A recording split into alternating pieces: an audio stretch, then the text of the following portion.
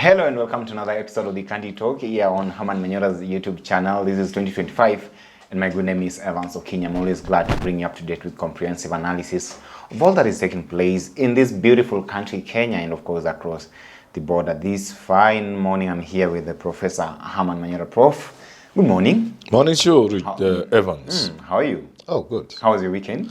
Wonderful. Yes. Something interesting is happening in the western part of Kenya. The former UDA Secretary General Cleopas Malala has come out to publicly apologize to the people of Kakamega and the western region in extension, saying here, look, I'm sorry, but it seems that I lied to you back then. Please forgive me. We did not actually do the right thing. In fact, it's like we threw our votes. That's what Malala says. And of course, if I look on the other end from Trans Nzoia, it seems like Natembeya is sustaining his Tawe movement agenda along with Eugene Wamalwa, the DAP party leader there and as well as Peter Salasia is also continuing with his onslaught against Raila Odinga. Now, it seems like the Western Kenya is a little bit, I don't know whether we should say that they are divided or what is happening there. But Mulembe nation is on fire. It's on fire. Let's begin from Malala and see what is actually happening here now that he's actually come out to apologize publicly to the people. What does this say? There are two ways of looking at it. The simple way is that he's a bitter man. He was a Secretary General of UDA and he was chased away. You know, that you'll be bitter and used. So he's speaking out of bitterness. Okay. But that would be a cheap way of looking at it. The truth is that Western Kenya doesn't seem to be part of the matrix of this country in terms of, do we really matter? You know, I come from there. So that question is being, people are talking about it. There's a conversation around, where are we? Are we in the opposition? Are we in government? But there's no evidence of being in government. Despite having Wetangula, Papa Aroma, the so-called number 3, and the de facto number 3, Mudavadi, Prime Cabinet Secretary. Despite that, and despite the president making numerous trips to that region, people are not feeling the warmth of government. And I think this is what is creating it. And remember also that a big chunk of this opposition that remained has also now gone back to government. Because there was Oparanya leading the Western Front.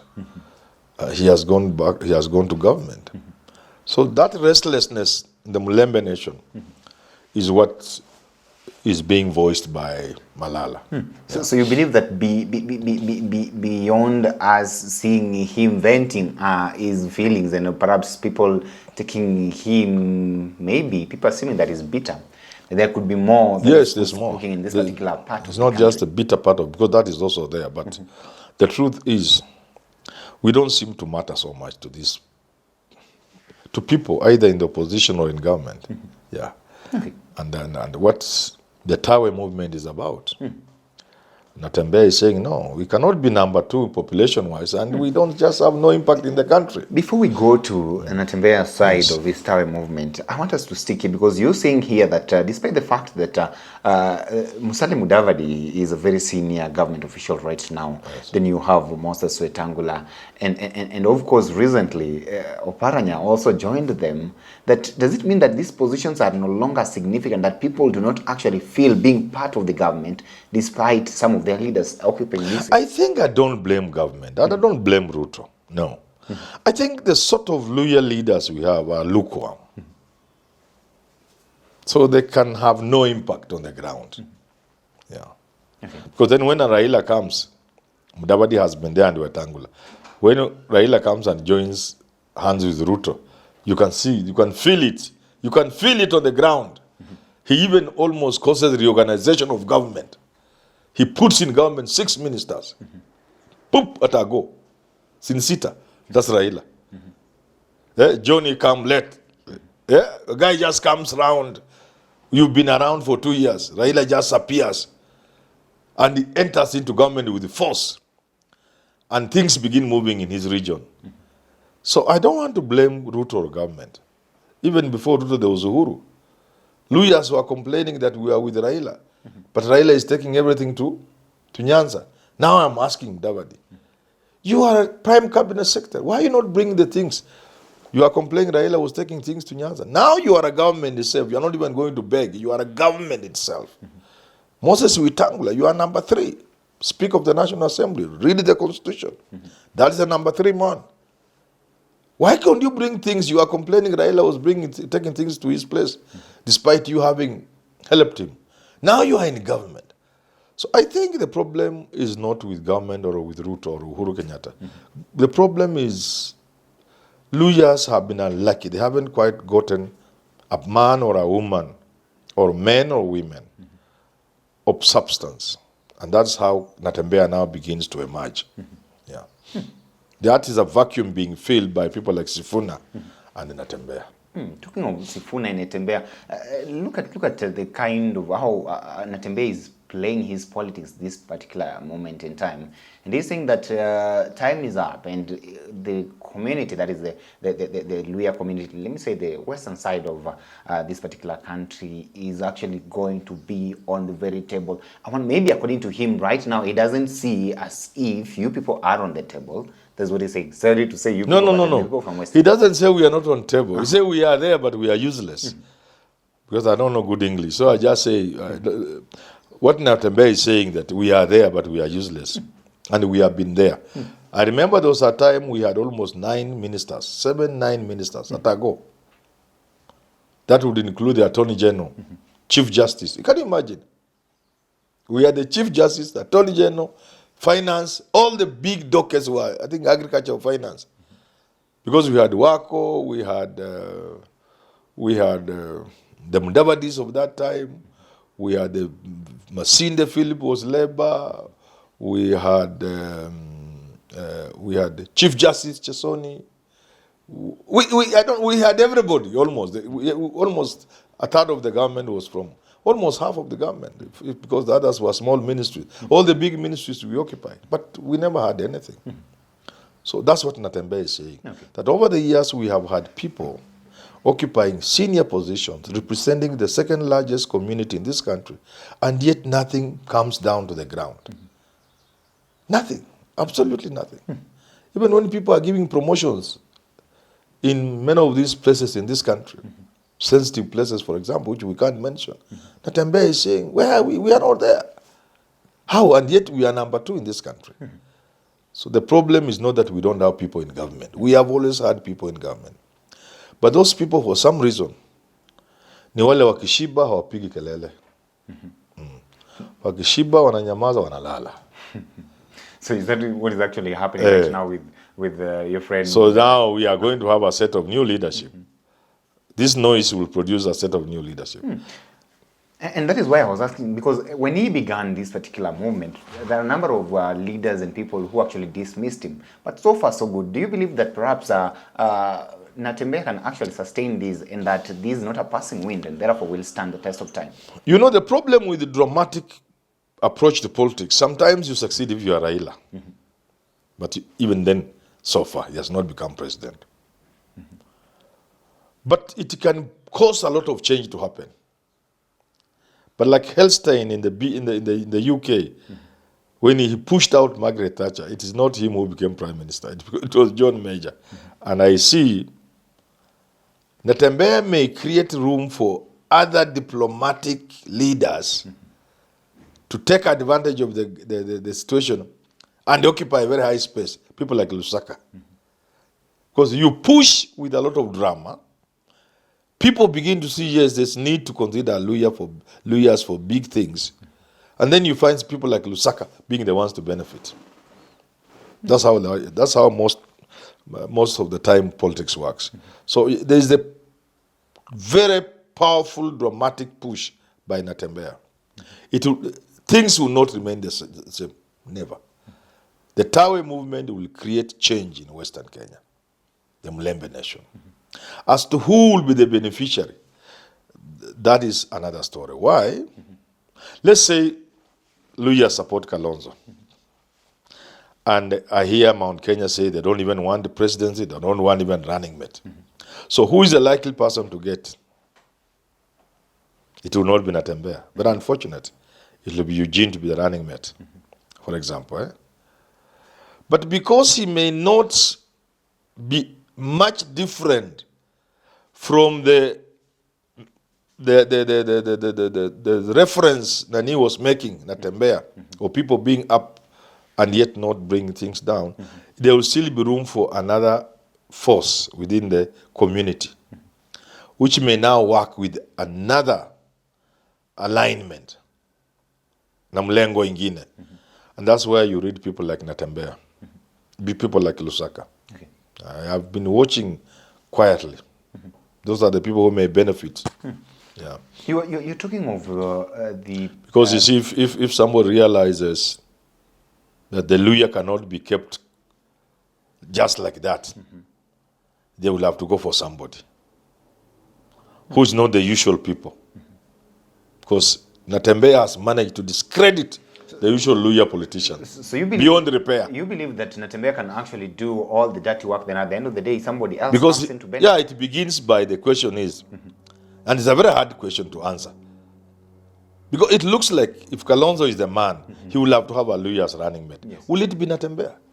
Ideally, yes. But practically, it will be Eugene. You see what I'm saying? But ideally, Natembeya. Because if you make Natembeya running mate, he will shake the entire Western region. The Mulembe nation. He will shake it like this. He will shake it, all of it. He will excite the ground. But the way these things work, it will be Eugene. And that's how now the vacuum is still left. So you see now, it will be Sifuna joining hands with Natembeya to continue that aggressive push. But it will be very difficult for Natembeya because his party leader will now be number 2 in the country. So he has to tone down. And that's why I'm saying people now. Either Sifuna attacking from Nairobi trying to occupy the space because there will still be a vacuum in Mulembe nation. Or in people who are there now. And if you look around, I'm seeing Lusaka as one of them. And maybe somebody else like... no, I'm not seeing another person. What's your say on Eugene Wamalwa? Otuoma would have been another one, but he will be more or less the aggressive type, but on the side of now the non-progressive forces, the status quo forces. Yeah, if they need somebody from Western who can push fight on their side, they will need somebody like Otuoma. But naturally, when you have a force of that nature, it is countered by a different force. Okay. Yeah. So at this particular moment in time, why are you saying that there would still be a vacuum, yet you also saying that that would mean that Eugene Wamalwa occupies the second position in the country, I mean being the second in command, therefore, and being in the same party with Natembeya, why would you say that there could still be a vacuum? Natembeya has a simple message. Yes. That number one, Luyas are the second most populous community, demographically. But they don't matter. They don't feel government. They don't benefit. Number two, that while this is true that they don't benefit and that they are number 2, they nevertheless have strong men in government and have had big people in government throughout. Currently, he centers on Mudavadi and Wetangula. He will soon add there Oparanya and the rest.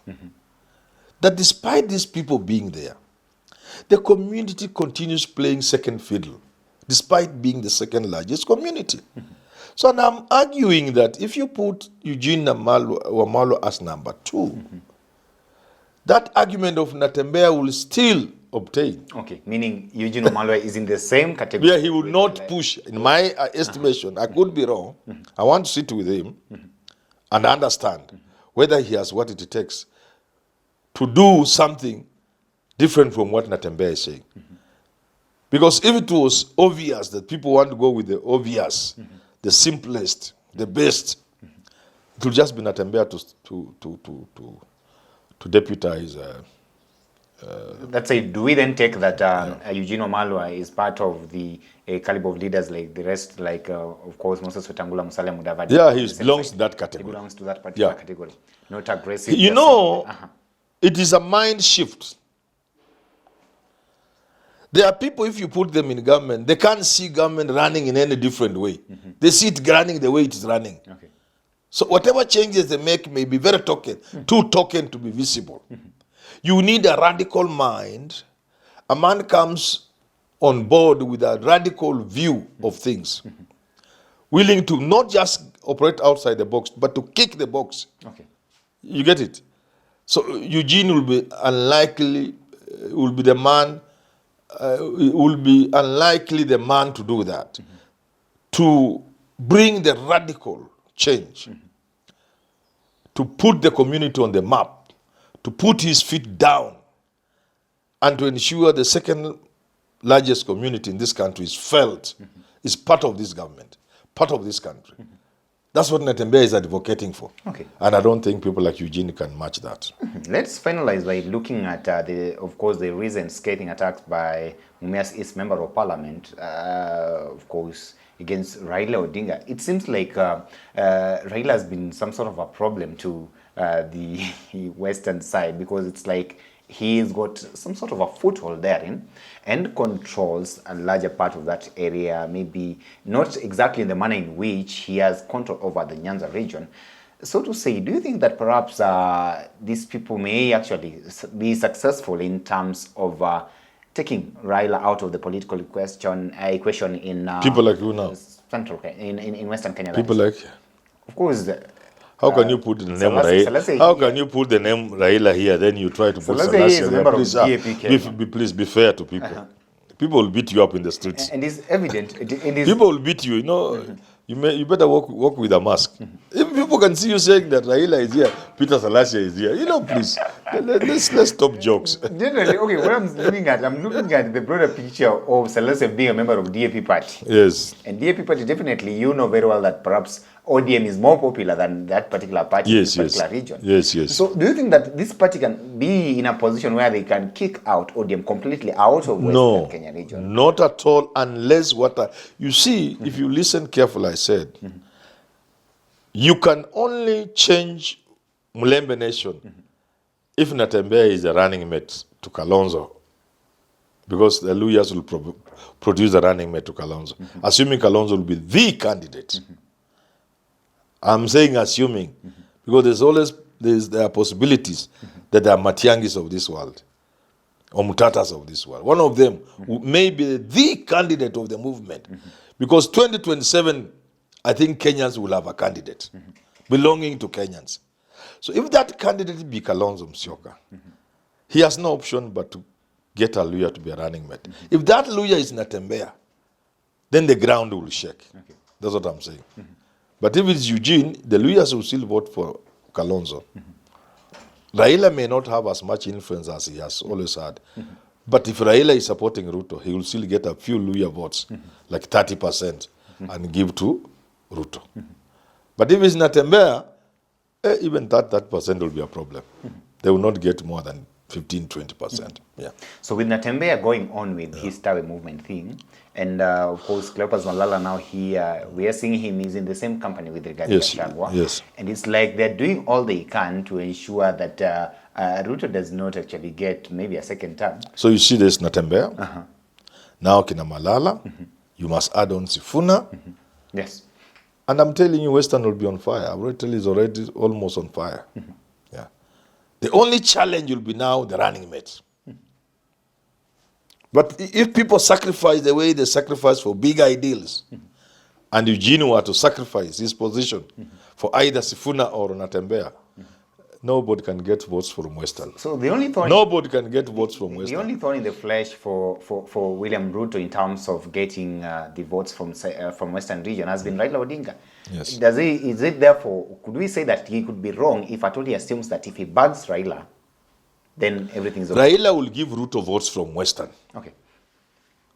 How many votes determine who between Eugene and Natembeya or Sifuna is a running mate? If you make Sifuna running mate or Natembeya running mate, Raila's influence in Western Kenya will be minimal, not even noticeable. Okay. Those young men will set the region on fire. On fire. And even Raila himself cannot address many rallies there. Okay. But if it's Eugene, who is a very good man, Raila will still get a good chunk of the votes. Even my percentages were wrong. With Eugene, Raila can still, together with Mudavadi, Atwoli, and the rest, they can manage to give Ruto as much as 40% of the votes. If Eugene is a running mate. Okay. But you give it to Sifuna, or you give it to Natembea, they will struggle to get 15%. Yeah. Well, things are boiling nicely in Western region. They are saying that they are indeed a force to reckon with. And this time round, they must be there on that particular table. Ladies and gentlemen, allow me to stop for now. Till we have this conversation again, have yourself a lovely day. And thank you for being part of us. Stay tuned to some of our programs that will be coming up next. Jadil Kabir is always here, as well as Richard Mwenja. Thank you. My name is Evans Okenyi.